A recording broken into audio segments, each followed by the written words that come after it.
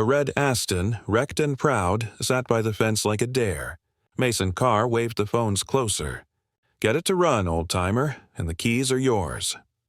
Earl Whitaker, 72. Black, steady as Sunday, set his cap and stepped forward. He didn't brag. He didn't blink. He placed 2 fingers on the wounded hood, listening for a truth only he could hear, while the internet laughed and waited. It had started like any other morning. The sun lays a soft heat over Riverside Motors, the kind of luxury dealership with glass so clean it looks like air. Salesmen glide around in polished shoes. Wine chimes of laughter cling to every price tag.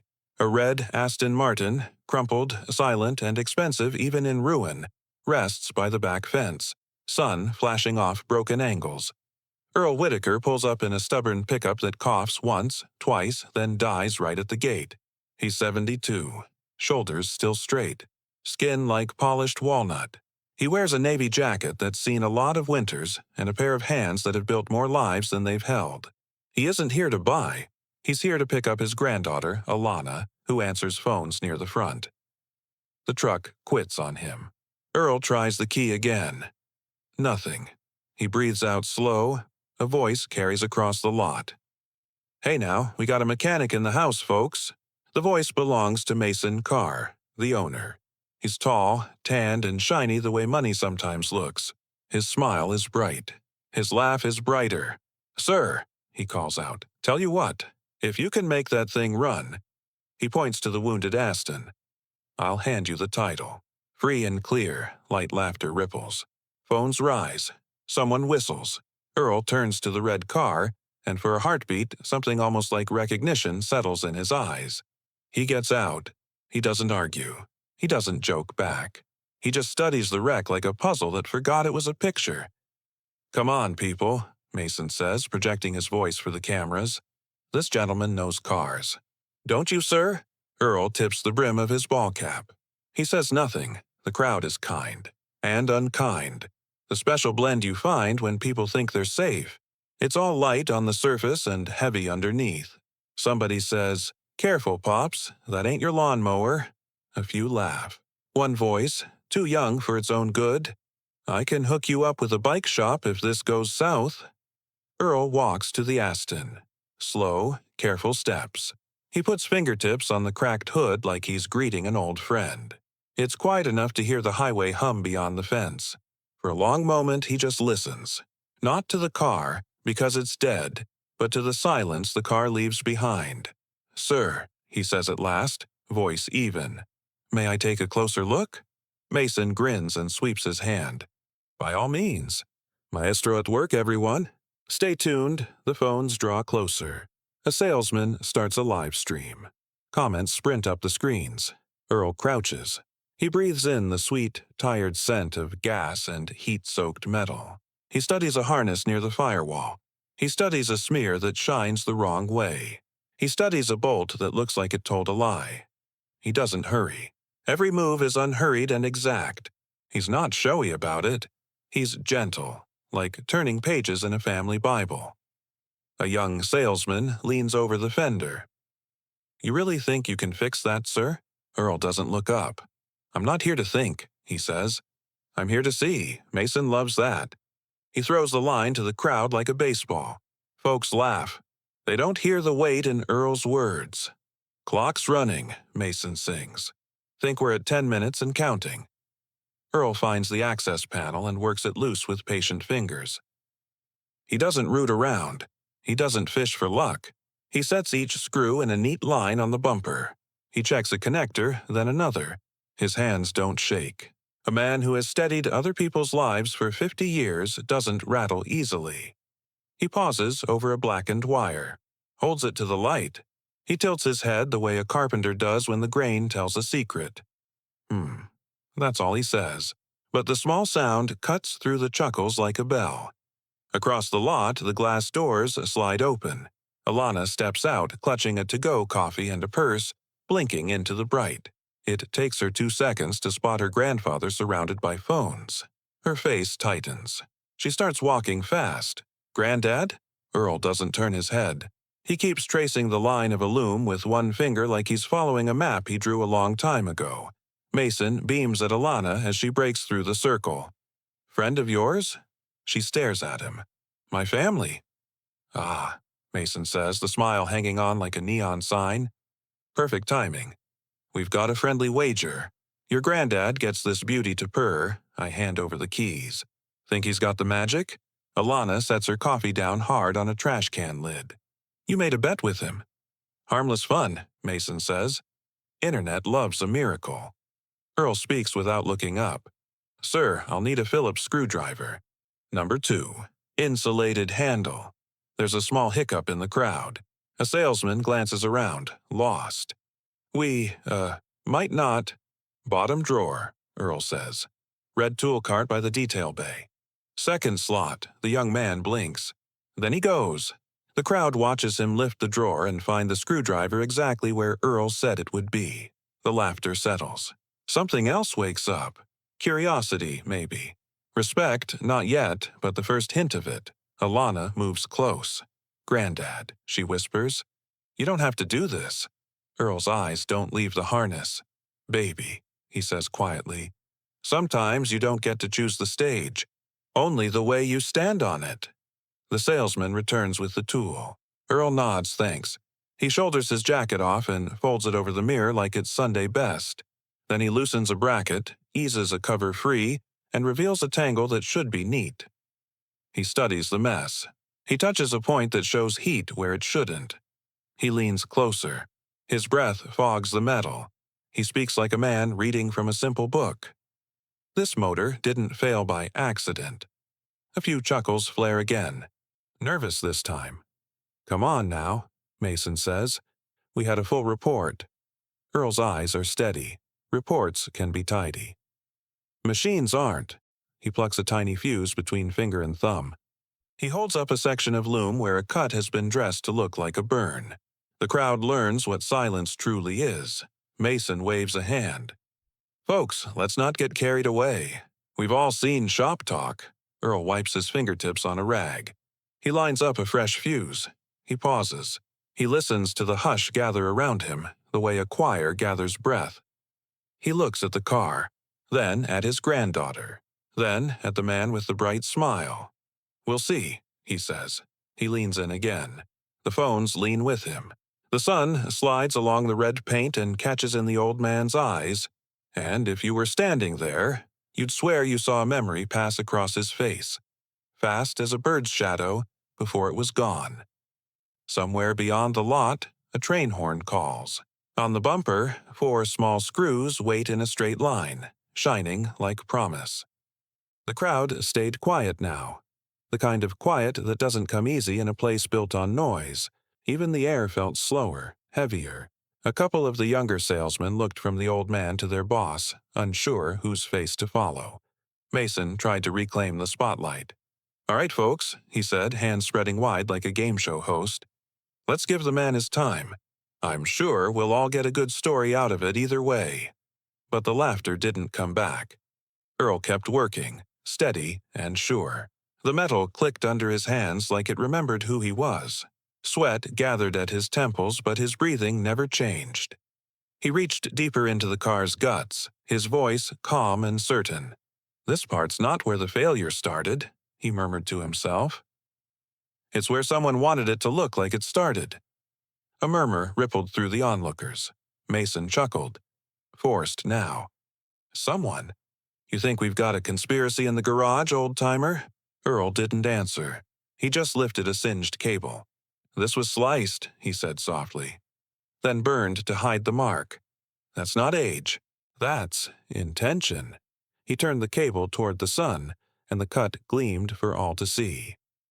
A man in the back whispered, He's right. Mason's jaw flexed. Everyone's an expert now, huh? Let's keep it civil. Earl didn't move. Didn't raise his voice. Just said, Sir, you ever build something with your own hands? The words hit harder than they should have. Mason blinked. I built this place.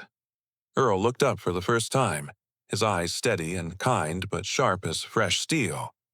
No, he said quietly. You bought it. That's not the same thing.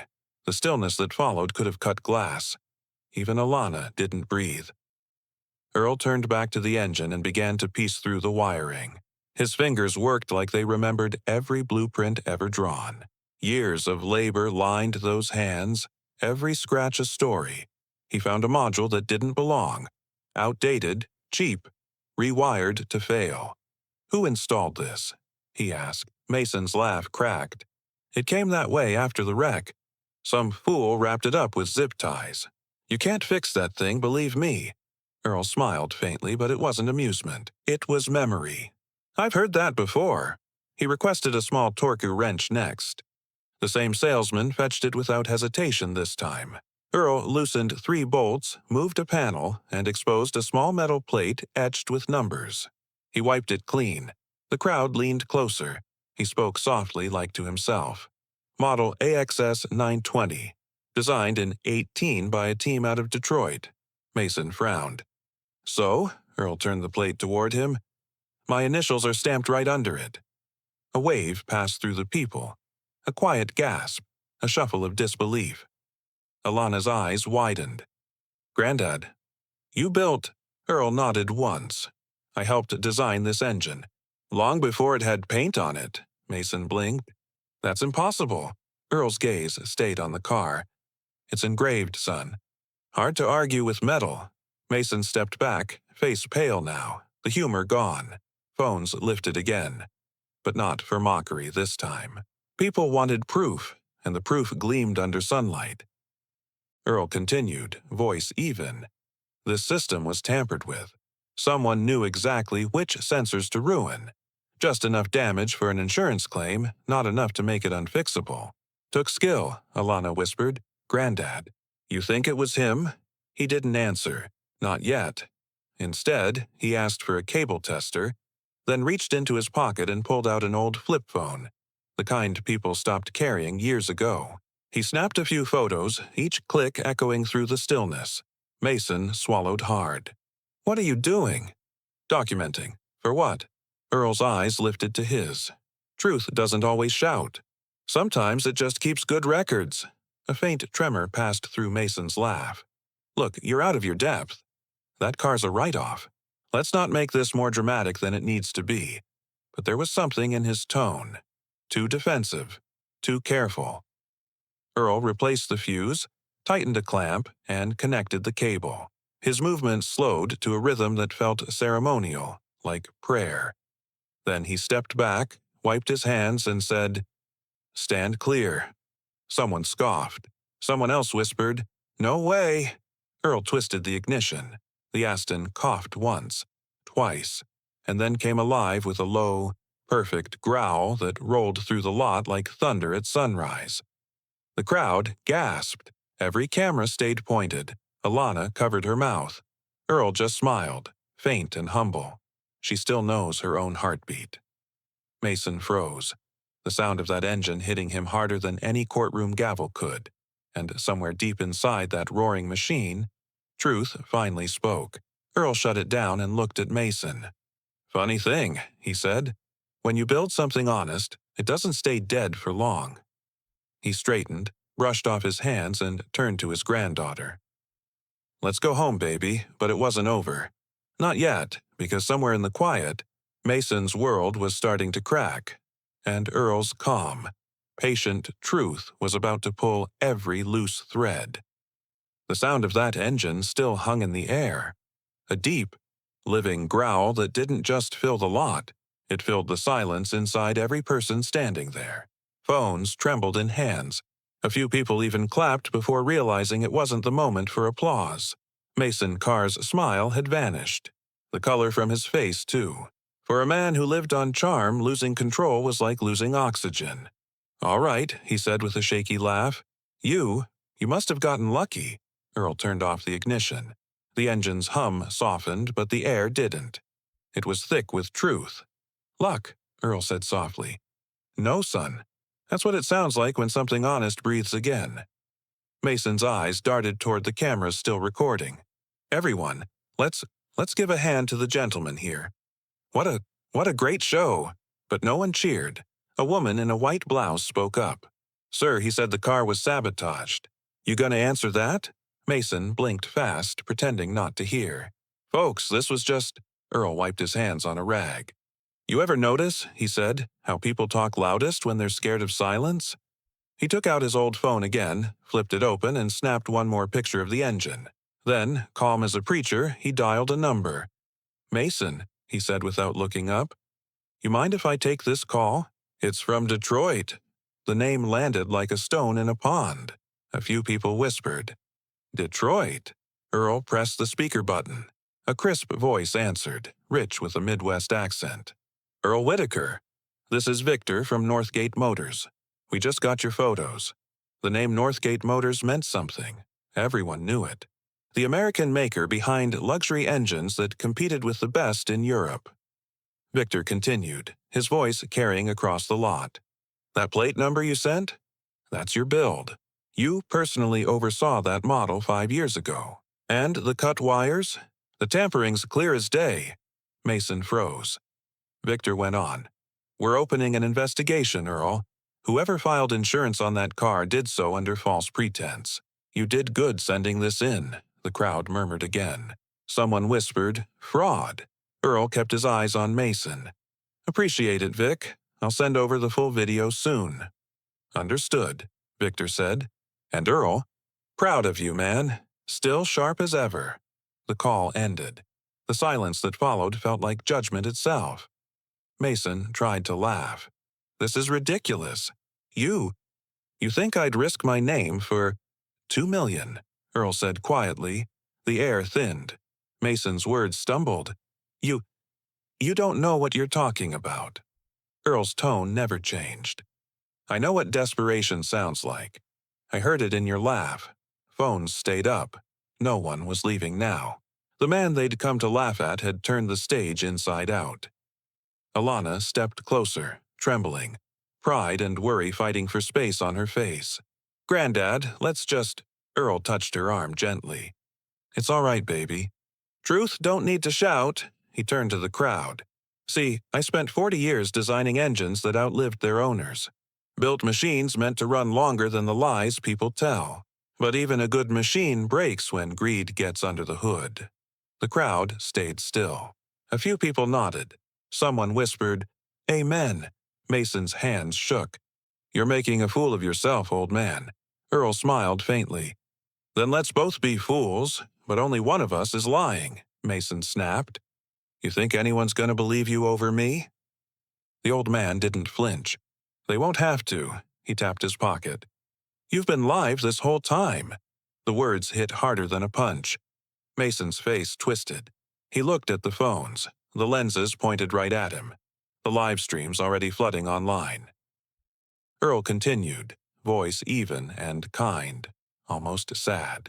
You said a man like me wouldn't understand real cars. Maybe not.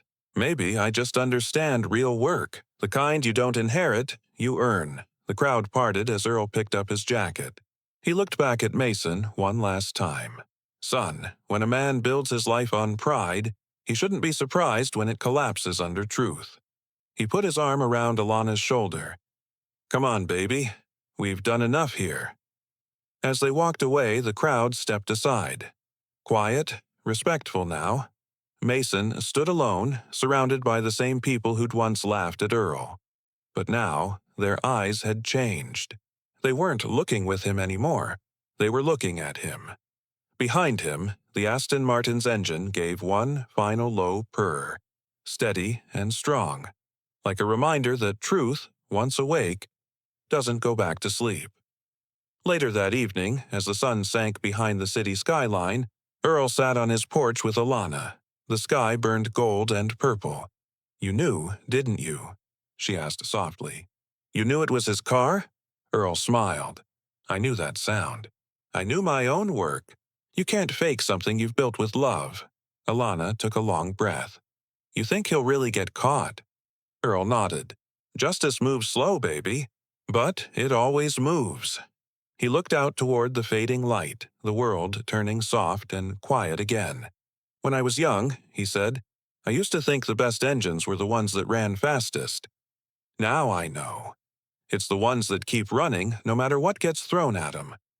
Alana leaned her head on his shoulder. Guess that runs in the family. Earl chuckled. Maybe so. But somewhere in his eyes was a different kind of fire. The kind that says a storm is still coming, because that day at the dealership wasn't the end. It was just the ignition. It took 3 weeks for everything to unravel. 3 quiet weeks where Mason Carr stopped showing up at the dealership, and where whispers started moving faster than luxury cars ever could. By the 4th week, those whispers had turned into headlines.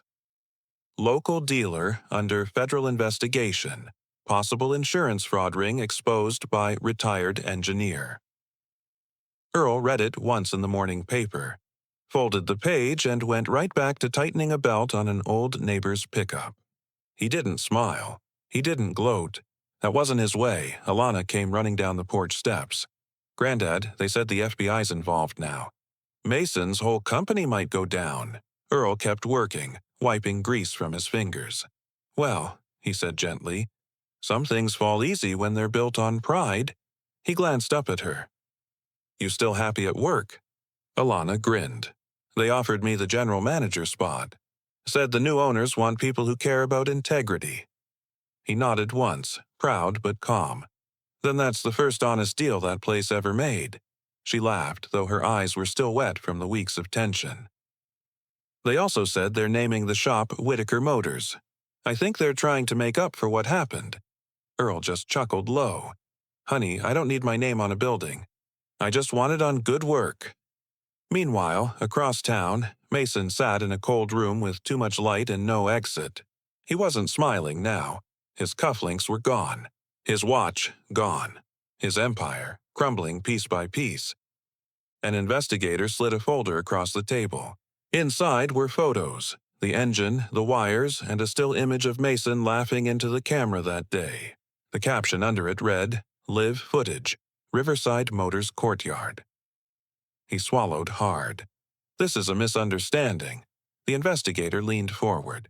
Sir, 17 vehicles. Same pattern. Same payout timing. Same fake damage signatures. You want to explain that? Mason's breath caught in his throat. He looked down at his hands. The same ones that once shook investors' hands, signed checks, raised toasts. Now they trembled for a different reason. He closed his eyes. For the first time in years, he saw what he'd become, a man who mistook arrogance for strength. Back in his modest garage, Earl's shop began to fill with life again. Neighbors brought their cars, kids rode bikes up the driveway just to watch him work. He'd talk as he worked. Slow, thoughtful, never wasting a word. You see, engines don't care who built them, he told a group of teenagers one Saturday morning. They only care how they're treated. You treat a machine with respect, it'll return it tenfold. Same with people. One boy, Marcus, 17, eyes bright with curiosity, asked, Mr. Whitaker, how'd you stay so calm that day? When everyone laughed? Earl paused, hands deep in an engine. Because I've been laughed at before. You live long enough, you learn that noise don't define truth. Time does, the boy nodded slowly, letting it sink in. Earl handed him a wrench. Here, your turn. Feel that bolt. Don't force it. Just guide it. Tools are like people. They work better when you understand them. Marcus smiled wide. Yes, sir. Weeks later, a black sedan pulled up to the garage. Out stepped a man in a tailored gray suit, sharp, respectful, official. Mr. Earl Whitaker. Earl looked up from under the hood. That's me. The man extended a hand. Special Agent Ruiz, Bureau of Investigation. We wanted to thank you personally for your help. Your evidence was crucial. Mason Carr's been charged with multiple counts of fraud and obstruction. Earl nodded, slow and thoughtful. Guess the truth finally got its day, Agent Ruiz smiled. More than that, sir. The company, Northgate Motors, has decided to create something in your name. A scholarship for young engineers, especially those who come from neighborhoods like yours. Earl froze, wiping his hands on a rag. They don't have to do that. They want to, Ruiz said. They said your integrity reminded them what this industry's supposed to stand for. Alana had stepped outside by now. eyes wide with tears. Earl just shook his head, humbled. "I'm no hero, Agent. Just an old man who loves engines." "Maybe," Ruiz said, "but you reminded a lot of people what honor looks like. That's rarer than horsepower these days." He handed Earl a letter sealed with Northgate's emblem. "There's also an invitation to our Detroit headquarters. They'd like to honor you in person." Earl smiled faintly. "Haven't been up north in decades. Guess it's time." That night the neighborhood buzzed. Word spread fast. How the old man down on Maple Street had brought down a millionaire, saved a company's reputation, and inspired a new generation. But Earl didn't talk about that. He sat on his porch again, same spot, same chair, same cup of coffee cooling slow beside him. Alana came out with a blanket. "You thinking about Detroit?" he smiled. "Just thinking about beginnings. And how sometimes endings are just quieter ones." She leaned on the porch rail, watching the street lamps flicker. "You ever think God put you in that parking lot for a reason?" Earl chuckled. "I think God gives us work to do, baby. Doesn't always tell us the shift schedule." She laughed, wiping her eyes. "You and those sayings." He looked out into the soft night, where fireflies blinked like slow sparks from an engine firing in the dark. "Every life's got gears," he said quietly. "Sometimes you just have to downshift to see what you've really built." Far away, in a concrete cell, Mason Carr lay awake. He thought about the sound that Red Aston made when Earl brought it back to life. That clean, honest roar. He'd never forget it. He wrote a letter the next morning, one that began with 3 words he'd never used in sincerity before. "I am sorry." The Detroit air bit sharp and clean that morning. Snowflakes drifted like quiet applause as the crowd gathered inside Northgate Motors headquarters, a tall glass cathedral of steel, light, and legacy. Cameras lined the back wall. Engineers, apprentices, and executives filled the seats. Every banner bore the same simple words: "Integrity in motion. Honoring Earl Whitaker." Earl stood near the stage in a dark suit that hung a little loose on his frame. His calloused hands tugged nervously at the cuffs. He hadn't worn a tie in 15 years. Alana stood beside him, radiant and proud. "You ready, Grandad?" He smiled faintly. "Ready as I'll ever be to stand still." They both laughed softly. Then the lights dimmed and the CEO stepped forward. "Today," she began, "we honor not a legend of horsepower, but a legend of humility. A man who reminded us that machines may carry us forward, but integrity keeps us standing." Applause rose, steady and sincere. She gestured toward a covered object on stage. "When Mr. Whitaker exposed a pattern of fraud that could have stained our entire industry, he asked for nothing in return. His only wish was to see honesty run clean again." She pulled away the cloth. Beneath it gleamed a bright silver engine block, polished to perfection. On its front plate were engraved words: "The Whitaker Scholarship Fund. For every dreamer who builds with honor." The audience rose to their feet. Earl blinked slowly, humbled beyond words. He didn't clap, just pressed a hand to his chest. When they handed him the microphone, he hesitated for a moment. Then he spoke, his voice deep, warm, carrying years of wisdom. "I spent my life building engines meant to outlast storms," he said. "But I've learned that the best machines ain't made of steel or wires. They're made of people. People who choose patience over pride, truth over easy wins." He glanced at Alana in the front row, tears streaming down her cheeks. "This world don't need more speed," he continued. "It needs steadiness. It needs folks who do good work, even when nobody's filming." The room stayed still, breathing his words in like air. "Because dignity," he said softly, "isn't something you can buy. It's something you keep, like rhythm in a good motor.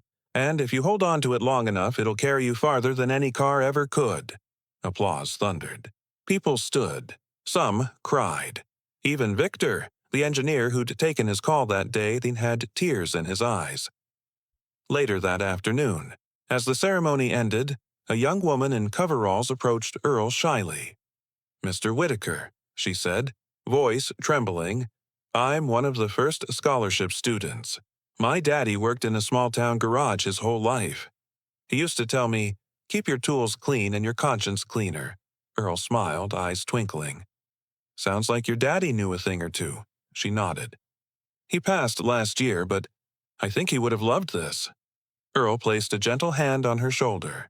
Then keep building. Not just engines. Build trust, build people. That's how you keep him alive, she smiled through tears. I will. Months passed. Back home, Earl's little garage became something bigger than he ever meant it to be. Not a business. A school. Kids from across the city came to learn from him.